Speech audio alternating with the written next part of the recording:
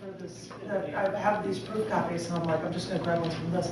But I had actually for 2 volumes, because this is volume 2, and yes, there's another shot of Chicago, because most of the things are from Chicago shows. But it shows me flying over Chicago, because I actually left, and I had some Austin shows, stuff including pieces from the last performance at the Baha'i Faith Center, and stuff like that. So I have these, and actually, Tom, I have a proof of a book that I am doing based on the first book you ever gave me about coordinating life events with poetry, and I have excerpts of things, and I'd like to share that with you because they're all in proof stage. But anyway, I'm going to read you 3. Sorry, I'm talking too much. No, you can't talk too much. This first one is called Gary's Blind Date. A friend of mine had a roommate named Gary, and Gary was a man who was always down on his luck. So, on one particular occasion, after Gary had a dating dry spell, my friend decided to set Gary up on a blind date. Now, he said, "This girl's beautiful, she's funny, she'll think she's great, trust me, pick her up Friday night." And Friday came, and Gary, feeling more and more apprehensive, said, "But I'm not feeling well, I've been sick all week." And my friend said, "Now, I don't want to hear any excuses. You're going." So Gary got ready for his blind date, and he drove over to the girl's house. The girl lived with her parents, so when Gary rang the doorbell, the girl's mother answered. "Oh, you must be Gary. Please, come in," she said. Once Gary got into the house, Mother said, "My daughter's still getting ready. Would you like to wait?" And Gary, still not feeling well, asked where the washroom was, and she directed him to the newly remodeled bath basement. Gary walked into his brand new bathroom, new fixtures, thick, white, wall-to-wall carpeting. Gary sat down on his throne, his new ivory throne, still sick, but when he looked over, there was no toilet paper. He couldn't just stand up, he thought. This isn't a regular trip to the bathroom. I needed something to clean myself off with. He couldn't use a towel, so he took off his pants and used his underwear. But he couldn't leave the underwear in this small open trash can in the corner of this newly remodeled bathroom, he thought. So he dropped them in the toilets and flushed, which caused the toilet to overflow, causing this newly remodeled bathroom to look less than new. So here was Gary's dilemma. He had left his underwear in the toilet and defiled his family's brand new bathroom, all without ever getting the chance to introduce himself to his date. What are his options? What are his options? So he did the only thing he thought he could do in this situation. He climbed out the small bathroom window and drove home.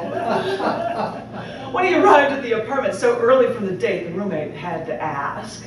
And after that, he never set Gary up on a blind date again.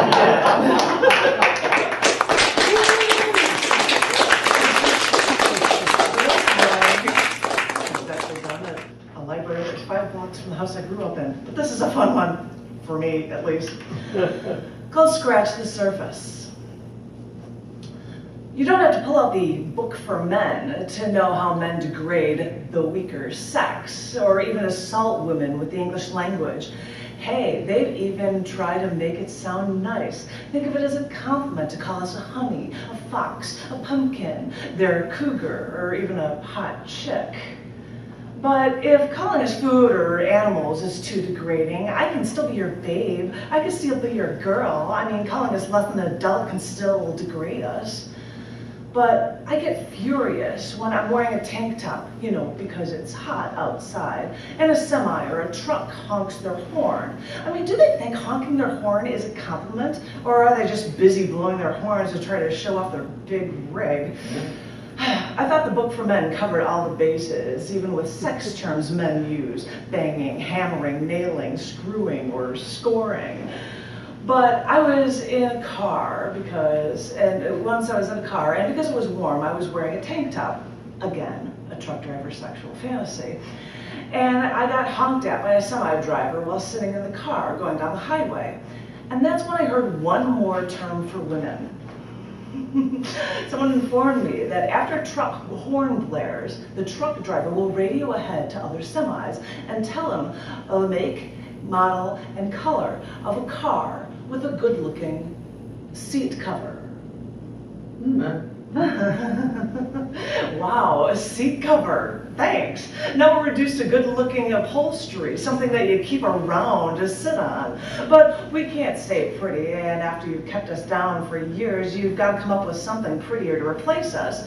So, as I sit in this car covering myself up whenever I'm near a truck, I think about the book for men, with jokes objectifying women or reminding us of a bush, a slit, a crack, a box, a hole, or a farm implement like a hoe. But I'm telling you, baby doll, even as though that handbook was thorough as it might have seemed, it doesn't even scratch the surface. It doesn't even scratch the surface.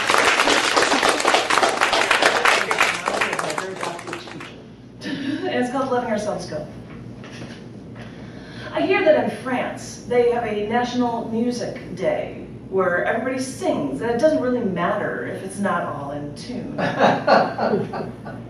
Not that I'm all for France or anything, but we could learn from that. We could use this kind of a good idea here because everyone would just be able to let go. I mean, just allow themselves to sing. I'm here not. Hum a tune. Music is supposed to make us happy, and we're filled with so much that takes away our happiness.